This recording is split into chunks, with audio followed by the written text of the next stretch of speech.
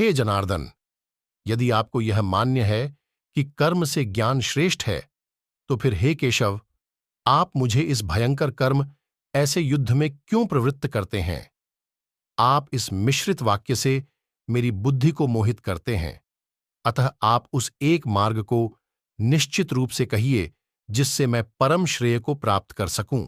श्री भगवान ने कहा, हे निष्पाप अर्जुन, इस लोक में दो प्रकार की निष्ठा मेरे द्वारा पहले कही गई है, ज्ञानियों की ज्ञान योग से और योगियों की कर्म योग से।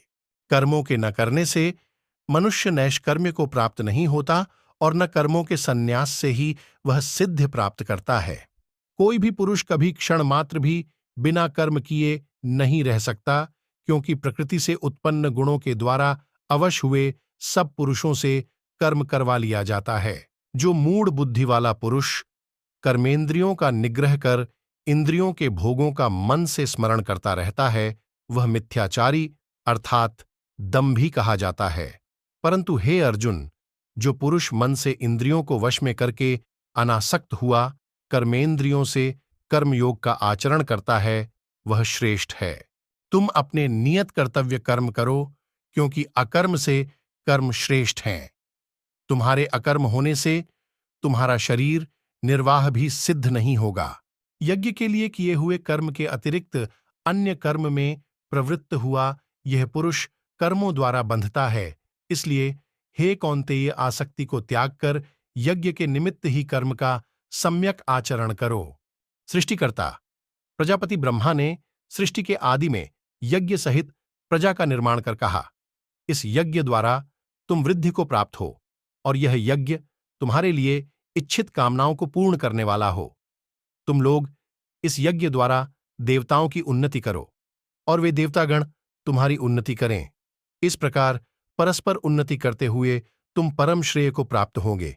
यज्ञ द्वारा पोषित देवतागण तुम्हें इष्ट भोग प्रदान करेंगे। उनके द्वारा दिए हुए भोगों को जो पुरुष उनको दिए बिना खुद ही भोगता है, वह निश्चय ही चोर है। यज्ञ के अवशिष्ट अन्न को खाने वाले श्रेष्ठ पुरुष सब पापों से मुक्त हो जाते हैं, किंतु जो लोग केवल स्वयं के लिए ही पकाते हैं, वे तो पापों को ही खाते हैं। समस्त प्राणी अन्न से उत्पन्न होते हैं। अन्न की उत्पत्ति पर्जन्य से, पर्जन्य की उत्पत्ति यज्ञ से और यज्ञ कर्मों से उत्पन्न होता है। कर्म की उत्पत्ति ब्रह्मा जी से होती है और ब्रह्मा जी अक्षर तत्व से व्यक्त होते हैं। इसलिए सर्वव्यापी ब्रह्म सदा ही यज्ञ में प्रतिष्ठित है।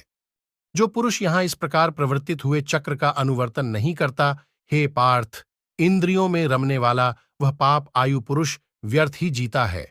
परंतु जो मनुष्य आत्मा में ही रमने वाला, आत्मा में ही तृप्त तथा आत्मा में ही संतुष्ट हो, उसके लिए कोई कर्तव्य नहीं रहता।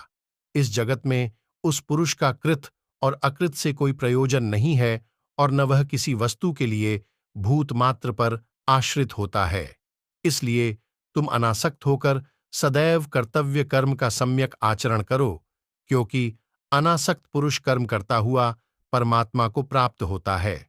जनक आदि ज्ञानी जन भी कर्म द्वारा ही संसिद्धि को प्राप्त हुए। लोक संग्रह, लोक रक्षण को भी देखते हुए तुम कर्म करने योग्य हो। श्रेष्ठ पुरुष जैसा आचरण करता है, अन्य लोग भी वैसा ही अनुकरण करते हैं।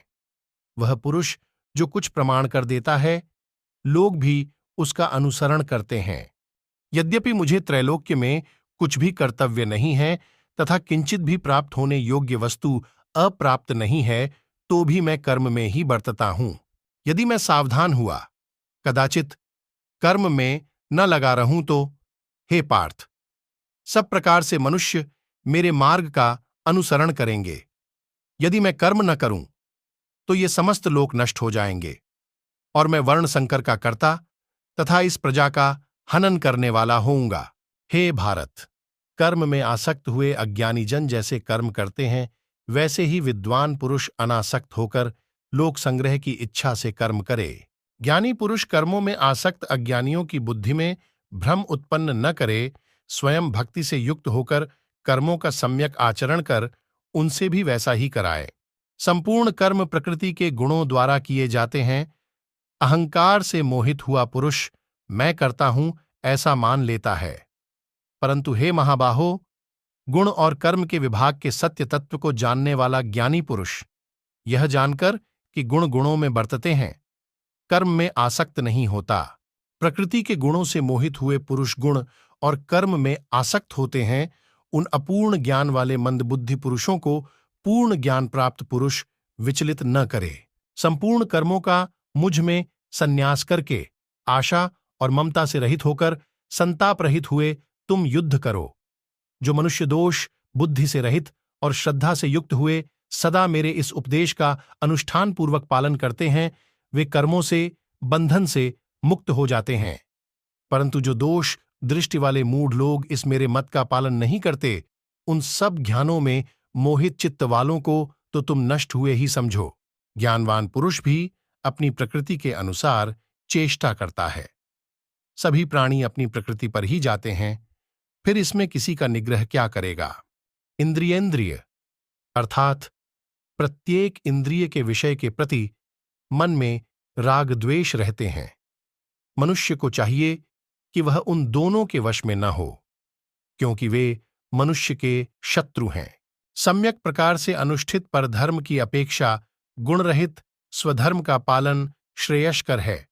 स्वधर्म में मरण कल्याणकारक है, किंतु परधर्म भय को देने वाला है। अर्जुन ने कहा, हे वार्ष्णेय, फिर यह पुरुष बलपूर्वक बाध्य किए हुए के समान अनिच्छा होते हुए भी किसके द्वारा प्रेरित होकर पाप का आचरण करता है। श्री कृष्ण भगवान ने कहा, रजोगुण में उत्पन्न हुई यह कामना ही क्रोध है। यह महाशना जिसकी भूख बड़ी हो और महापापी है, इसे ही तुम इस जगत में शत्रु जानो। जैसे धुएं से अग्नि और धूलि से दर्पण ढक जाता है तथा जैसे भ्रूण गर्भाशय से ढका रहता है, वैसे ही उस काम के द्वारा यह ज्ञान आवृत होता है। हे कौन्तेय, अग्नि के समान जिसको तृप्त करना कठिन है, ऐसे कामरूप ज्ञानी के इस नित्य शत्रु द्वारा ज्ञान आवृत है। इंद्रियां, मन और बुद्धि इसके निवास स्थान कहे जाते हैं। यह काम इनके द्वारा ही ज्ञान को आच्छादित करके देही पुरुष को मोहित करता है। इसलिए हे अर्जुन, तुम पहले इंद्रियों को वश में करके ज्ञान और विज्ञान के नाशक इस कामरूप पापी को नष्ट करो। शरीर से परे श्रेष्ठ इंद्रियां कही जाती हैं।